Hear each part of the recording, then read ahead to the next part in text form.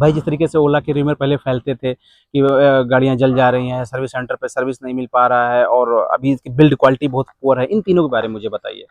देखिए, build quality की बात करें तो पूरी फाइबर बेस है। तो फाइबर बेस के हिसाब से देखा जाए ना, तो यहाँ पे अब मैं एक्सीजर लगाने गया था, जिस दिन मैंने गाड़ी ली थी सेम डे एक्सीजर लगाने गया था। तो यहाँ पर फिट कर रहा था तो पूरी ये उखड़ आ रही थी, तो मैंने इसका ये हटा ही दिया। मैंने कहा इसको आप लगाओ ना, अब मैं ऐसे ही चला लूंगा। तो बिल्ड क्वालिटी के मामले में अभी भी कमजोर है। फिनिशिंग भी इसकी बहुत अच्छी है, आपको देखने को मिली कहीं ना कहीं पैनल गैप पहले बहुत आते थे ओला में, क्या पैनल गैप अभी भी है? हल्का फुल्का है, जैसे कि ना यहाँ पे ये पूरा गैप बता दो ना, ये पूरा उखड़ जा रहा था। लग रहा था कि ये टूट ना जाए, तो हमने कहा सेफ्टी के लिए लगा रहे हैं तो ये इसको बंद ही कर देते हैं। ओके, तो यानी अभी भी ये इन्होंने मजबूती पे ध्यान नहीं दिया है। और बिल्ड क्वालिटी भी वैसे ही है इनकी, राइट। और इन्होंने क्या अपडेट किया है सर नई गाड़ियों में, वो बताइए। आपको चलाने में क्या लगती है? चलाने में भाई साहब बताए तो काफी मजा आती है, नो डाउट। चलती मक्खन जैसी है। इको मोड पे आप सफिशिएंट है, चला लेते हैं। सिटी में चलाने के लिए इको काफी है। हाँ, इको में एक चीज है कि आपको पावर थोड़ी सी कम मिलती है, यानी आपने एकदम से कहीं ब्रेक लगाया है और फिर एक्सीलरेटर लेते हैं तो थोड़ा सा इसमें डिले मिलता है, यानी अगर कोई पीछे तेजी से आ रहा है तो आपको ठोक सकता है। हाँ, मतलब इसमें वो गैपिंग नहीं होनी चाहिए। हाँ, एक्सीलरेटर में हल्की सी पावर में गैपिंग, लेकिन अगर एक बार उठती है फिर उसकी पावर जबरदस्त रहती है। लास्ट क्वेश्चन ये बताइए सर कि अगर आप ओला चला रहे हैं तो ओला के फेवर में बात ना करिएगा, यूं ही बताइए अगर किसी को ईवी लेना है तो कौन सी ईवी भी बेस्ट है? वैसे तो मेरा पूरा यूट्यूब चैनल ही इसी पर है, टोटल ईवी के नाम से है। तो मैं सारी ऑनर के फीडबैक लेता रहता हूँ, जिससे कि आपको एग्जैक्ट पता चल पाए कि गाड़ी में क्या है। क्योंकि कोई मेरी पेड प्रमोशन वीडियो नहीं रहती है कि मैं जबरदस्ती कंपनी की तारीफ करूं, ऐसा कुछ नहीं है। हाँ, तो बजट के हिसाब से देखा जाए, जिस रेट में ये दे रही है, अगर सर्विस को छोड़ दी जाए तो ये गाड़ी बेस्ट होने वाली है। क्योंकि जिस रेट में गाड़ी मिल रही है उस रेट में आपको गाड़ी नहीं मिलेगी कोई भी। तो सर्विस को अगर छोड़ दी जाए तो गाड़ी बहुत अच्छी है।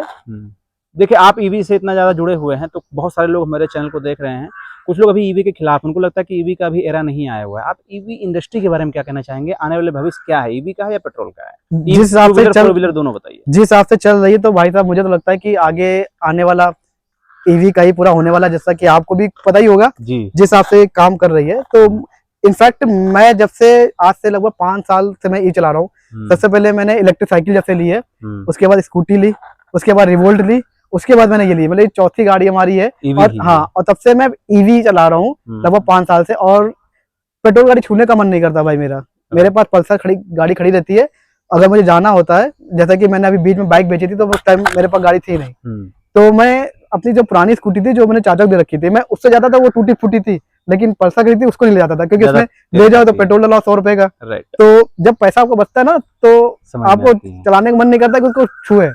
तो इसमें कोई सॉफ्टवेयर ग्लिचेस या जैसे बटन है इसके कोई इशू आते हो, इसमें सब स्मूथ चल रहा है या इसमें कुछ दिक्कत? हाँ, ये सब परफेक्ट चल रहा है, कोई भी इशू नहीं है इसमें। अच्छा, सॉफ्टवेयर में कोई इशू अभी तक कोई ऐसा नहीं आया। अभी संडे पिछले संडे को आया था इसमें, जब मूव पूरा बंद हो गया था। मैं संडे को उतरा नीचे 10 बजे के आसपास, देखा मेरी गाड़ी में लाइट जल रही है। मुझे पहले ख्याल है कि मैंने अपनी चाबी खुली तो नहीं छोड़ दी है। मैं जल्दी से भाग के गया, देखा इसमें इंस्टॉलेशन अपडेट आ रही थी, तो मुझे लगा कुछ शायद अपडेट कर रही हूँ कंपनी। ऑटो मोड पे था। हाँ, अपने आप आ जाता है, कुछ करना नहीं पड़ता। जैसे कि आपको जाके करवाना पड़ता सॉफ्टवेयर अपडेट, वैसा इसमें कुछ नहीं, अपने आप कर देता है। तो बैटरी इसकी 4 किलोवाट की है, 4 किलोवाट है। 0 से 100 होने में कितना वाट बिजली लेती है ये? बिजली ऐसा मैंने कोई कंज्यूम देखा नहीं है, मैं कितना कंज्यूम, लेकिन अभी तभी 3 से 4 यूनिट ले लेती है। कितने घंटे में फुल चार्ज होती है? टाइमिंग की बात है, टाइमिंग हाँ बता सकते हैं आपको, 5.5 से 6 घंटे आराम से ले लेती है फुल, यदि मैं 10-15% पे ही चार्ज करता हूँ। ओला कहीं बाहर भी चार्जिंग पोर्ट दे रही है? लेकिन अभी कुछ जगह थे, मैं सोचा था कि मैं जाकर के चार्ज करके देखूंगा, लेकिन जहाँ पे मैं था वहाँ पे भी हट चुका है। तो अभी ऐसा लखनऊ में तो बहुत ज्यादा है, वो नहीं है, बहुत ज्यादा नेटवर्क नहीं है। ओके, अच्छा, इस चार्जिंग पोर्ट के और इस लिड के बारे में क्या कहना चाहेंगे? इस ढक्कन के बारे में कुछ लोग कहते हैं कि ऑटोमेटिक खुल जाता है ये भाई साहब, मैंने भी कितनी बार अपनी वीडियो में कंप्लेंट करी इसकी कि इतनी अच्छी गाड़ी दे रहे हो और आपको यहाँ पर एक जैसा पेट्रोल गाड़ी में नहीं आता, चाबी से खोलिए, चाबी से खोलिए आराम से खुल जाए, तो यहाँ पे इन्होंने ये केवल दे रखा है। इसे टूटने के ये भी टूटने बहुत हल्का है भाई साहब, इसको नाजुक है, फूल सा नाजुक है ये। हाँ, इसको छेड़ना नहीं, इसलिए बहुत प्यार से करता हूं। इस तरीके से रहता है तो जाने की संभावना है अगर ये खुल जाए तो। जैसा बारिश मौसम चल रहा है तो मैं इसको बहुत ध्यान रखता हूँ कि जब भी देखता हूँ 1-2 बार पीछे हाथ मार देता हूँ कि खुला तो नहीं पीछे भैया।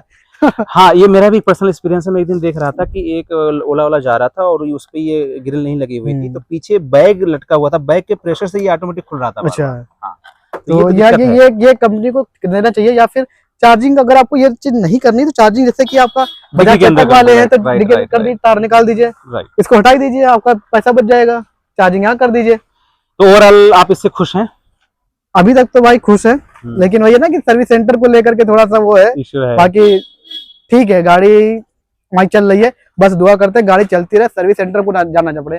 जैसे कि ब्रिक के बारे में अभी तक मैं गया नहीं हूँ, मुझे जाने की हिम्मत नहीं पड़ती कि वहां जाऊँ, क्योंकि हर चीज का वो भी पैसा लेते हैं कि आपको हर छोटी चीज करनी है, दोनों पैसा में लेते हैं। ड्रम ब्रेक लगा के दिया है, हाँ, इसमें डिस्क ब्रेक नहीं है। ब्रेक की बात करें, ब्रेक भी बहुत अच्छा नहीं मुझे लगा, ब्रेक बहुत अच्छा नहीं है, दोनों ड्रम ब्रेक हैं तो वो मजा नहीं आ रही है। जैसा कि मुझे सेकंड जनरेशन मिली थी और आपकी फर्स्ट जनरेशन मिली थी, उसमें ब्रेकिंग जो थी वो गजब थी। अच्छी थी। और बात करें शॉकर की, अभी आपने एकदम सही बात की ना, शॉकर, हाँ। तो भाई साहब ये थर्ड जनरेशन है, मैंने फर्स्ट जनरेशन चलाई है, मतलब कि एक आध बार चलाई है, लेकिन उसका जो शॉकर था फर्स्ट जनरेशन का फर्स्ट नंबर था, 1 नंबर शॉकर था, उसके चलाओ तो लगता है कि हाँ कुछ जंपिंग कर हाँ जंप कर रही है, आपको गड्ढे में सेव करती है।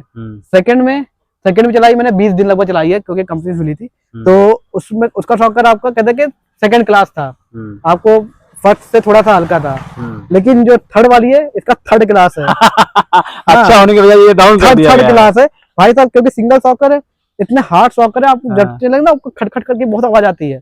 हमने इसको बेसिकली लिया था कि इसकी सीट और शॉकर इसके काफी चौड़े अच्छे, हैं, हाँ काफी अच्छे हमने चलाए तो अच्छा एक्सपीरियंस मिला था, लेकिन थर्ड जनरेशन में भाई साहब कूड़ा कर दिया है इसका शॉकर यार, बहुत ये hard सिंगल है। मोनो शॉकर है? हाँ सिंगल शॉकर है, क्योंकि इसमें स्विंग आर्म बढ़ गया है आपका, जो इधर साइड माउंटेन मोटर आ गई, उसमें आपकी हब मोटर थी, अच्छा, तो आगे दोनों इन्होंने शॉकर डबल थे। आर्म दिया है, पहले हाँ। भी दिए थे इन्होंने, तो इस वजह से इसके शॉकर बहुत खराब हो गए।